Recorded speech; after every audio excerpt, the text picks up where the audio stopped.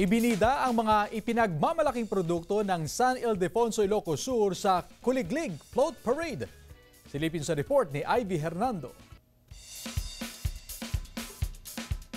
Nagmistulang mini vegetable section ng public market ang mga kuliglig float na ito na ibinida ng 15 barangay ng San Ildefonso, Ilocos Sur. Napalibutan kasi ng mga sariwang gulay na tanim mismo ng mga magsasaka sa bayan. Ang isang ito, abay kinumpleto pa ang bukid. Maliban sa mga punla ng gulay, may tubiko barn o kugun pa, mini poultry farm at palaisdaan. Adapi ket diti lames na dita ma'am tadami ti pupupok mi nga tilapia dita bantaway. Kan ditoy ko mambasi ken ditoy tabako, ado kami may ngagmulmula ti tabako. Ito ang kauna-unahang kuliglig float na bahagi ng kapistahan ng bayan.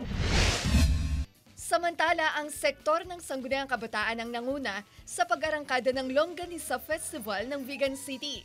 Pumarada ang mga opisyal ng kabataan na layong bigyan ng pansin ang iba't ibang isyu sa komunidad, lalo na sa kalusugan, kalikasan at sports. May mga inilatag din na aktibidad sa umaga upang makapanood ang mga day tourist. Yung main or yung major major showcase nila ng kanilang mga products or yung mga activity nila is done at night. Layon daw ng city government na bigyang halaga ang bawat sektor na bumubuo sa lipunan. Kasama si George Benson, Ivy Hernando, 1 North Central Luzon.